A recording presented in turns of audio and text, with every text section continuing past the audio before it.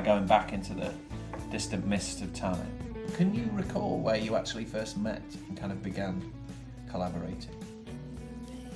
Initially it was through a guitar player, a friend of mine, Jeremy Hogg. Met Polly at a party when she was playing guitar, playing some songs. I think she was 17 at the time.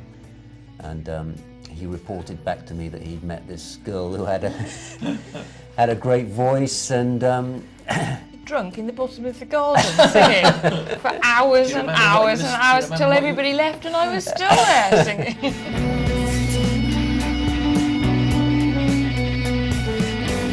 So, in order, in terms of your subsequent collaborations of various kinds, To Bring You My Love, then Dancehall at Louse Point, then Is This Desire, which takes us via White Chalk to now, but still leaves open the question of why it's been 12 years to kind of formally collaborate. Why do you think it has been quite as long as that? It doesn't seem like a long, No, because long time because to it's me. because it wasn't as though we spent a long time not seeing each other or not playing each other what we were doing, or even not working on things together.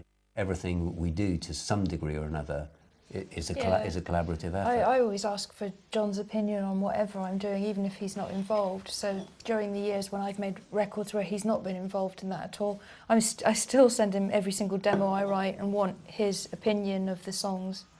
And vice versa, it's something that's important. Because I've always valued his judgment very much on whether anything's any good or not. I once knew a woman man, a courageous friend I thought, but turned out so wrong was I when we were up against the wall.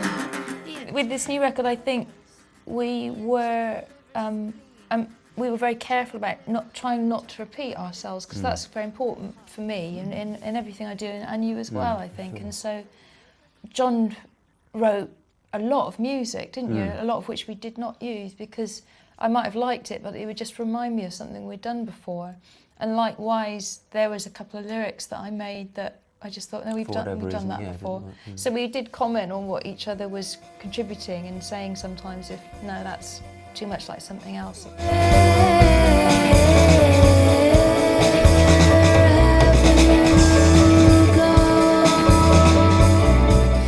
I'd written quite a lot of the lyrics before we started to record White Chalk for this record, didn't I? And then we only sort of finished it off afterwards, but no, it felt very separate. And I think there was always quite a gap between finishing writing a record and actually recording it. So I'd written all of the songs to White Chalk quite a while before we got around to recording it. And so I'd already moved on in some sense, and I'd already written a lot of A Woman and Man Walk By. And the music we'd prepared quite a long time before that, hadn't we? How cruel was I to think that I could make you change? I was finishing up writing White Chalk and I stumbled across a piece of music that we had floating around from about 5 years previous. We'd never done anything with, and that became Black-Hearted Love.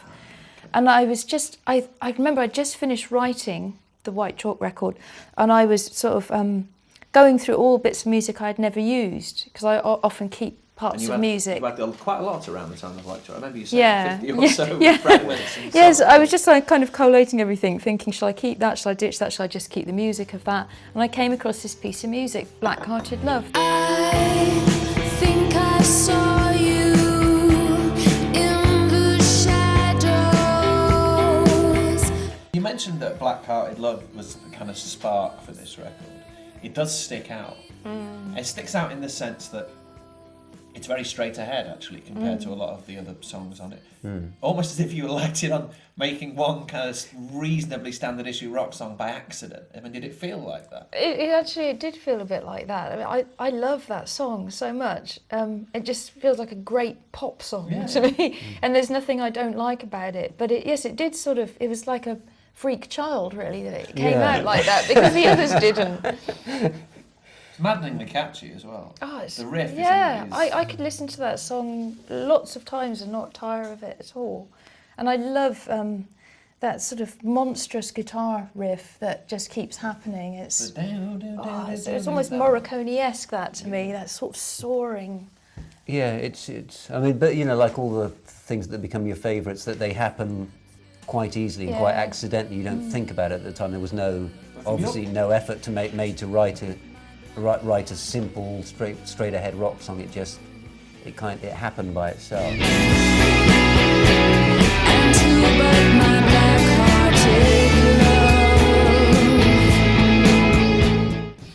Ordinarily, each of you writes words and music for your own material.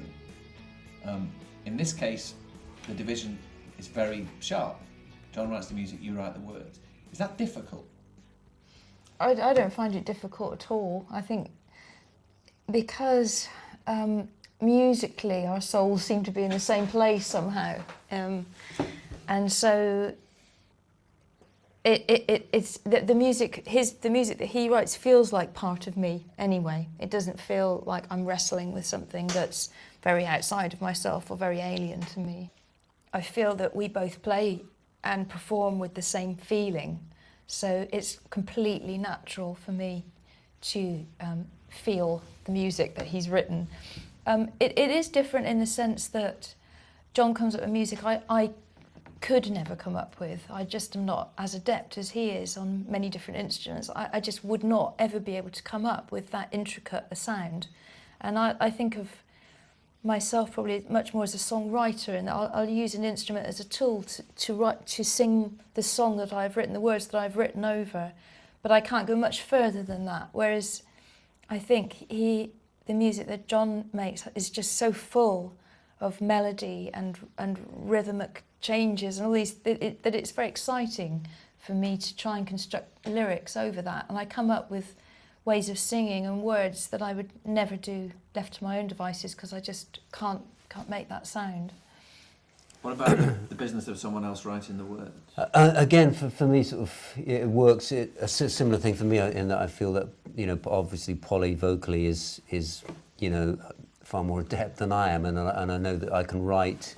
I feel that it frees me up to write much more extravagant music, and because I know that Polly is capable of matching it vocally, whereas if I was going to write something for myself to sing, it would have to be much simpler, much more straightforward, and I have a much more limited vocal range, so I tend to that affects the way I write songs for myself.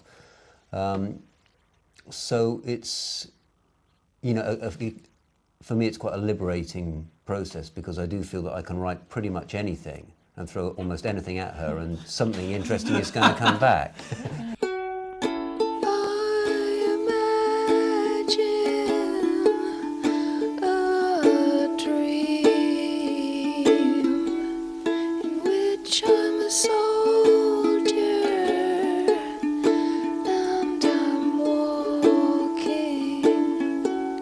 It's always very exciting for me to write words to his music as well, because I respond purely to what he gives me musically, and that's largely where the words come from in the first place. In terms of atmosphere and emotion, I just try and match that with the vocal, and that's the way a song can work, I think, if they're matched well.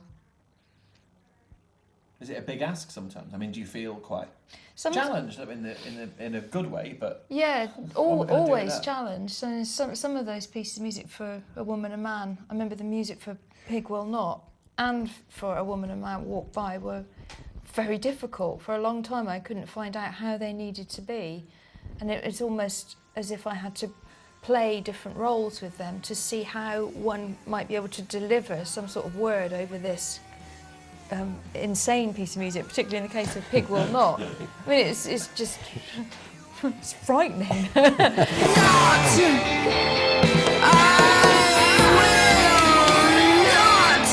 It isn't quite this simple, but this record sometimes feels like it does sort of split into two prevailing moods, really. One is very reflective and quiet, or quiet-ish, and the other one is very splenetic and on occasion almost kind of deranged. I mean, it really sails out to extremes, right?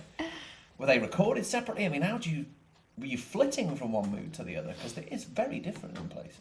Well, we wrote the record over quite a long period of time, and John would send me certain batches of music, I think in a batch of 6 and another batch of 6, but when I'd actually get around to sitting down with one of those pieces of music and deciding what I was going to write, that was spaced out over a year or more.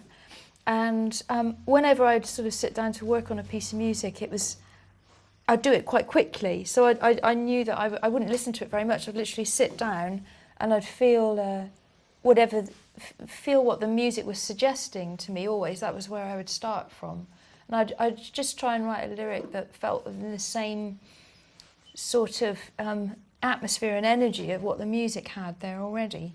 And I think as a lyric writer, I've changed quite a lot over the years. And these days, I tend to work on words very separately from music and work on words continuously. Even on your own things, is that clear? Yeah. So I like to make words work on a page, and then I sort of keep books and bookloads of these lyrics that are finished. And so literally I would just listen to the music and see what it was suggestive to me of, and I would know where I could reach for in my lyrics to think, oh yeah, that. Okay. But also John would sometimes come up with a title for a piece. So some of the songs did have titles. Such as? 16, 15, 14, The Chair, and Woman and Man Walk By. So without knowing where that was going to go. No. So he gave me a piece of music. Psychiatrist kind of thing. Like, what does this suggest? Yeah, that's really exciting to me because I was given this piece of music and it's called 16, 15, 14. Immediately I'm thinking hide and seek. So because yes, you're in the garden, you're playing hide and seek. My mind just goes straight away.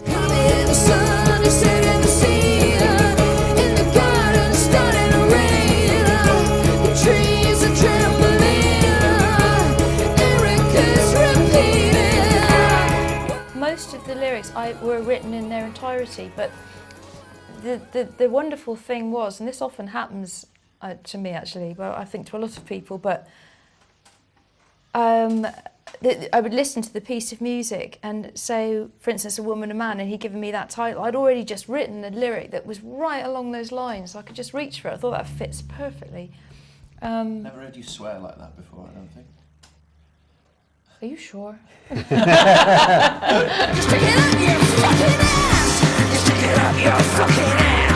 Certain artists, of whom you're one, I suppose, sight unseen people have certain preconceptions of. So to factor in amusement into something for a lot of people is quite difficult. Well, I've got very used to being perplexed by this from an early age because the first couple of records I just have, I have such enormous fun writing and singing music as well, and people very often take things extremely seriously all the time, and I find it really strange as well when I'm very obviously doing very silly voices. there's a part on People Not where I actually sound like I'm doing a Dalek impression.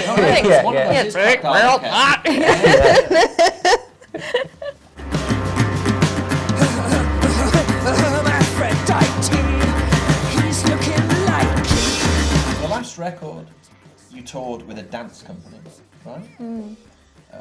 Sort of pushes it somewhere different. What's going to happen with this record and performance? Well, we're not planning to do any sort of collaborations with dance companies with this one. I think we're just going to perform as quite a straight musical. Yeah, it will be a live band show. I won't be playing instruments. I'll just be singing, which I'm really looking forward to because that's very much so. Yeah, it's something that I'm looking forward to, is particularly after spending the last couple of years just performing White Chalk solo. I've just been playing solo, so I've been playing all the instruments, and that can be quite limiting as a singer, and I really enjoy using my whole body to sing with.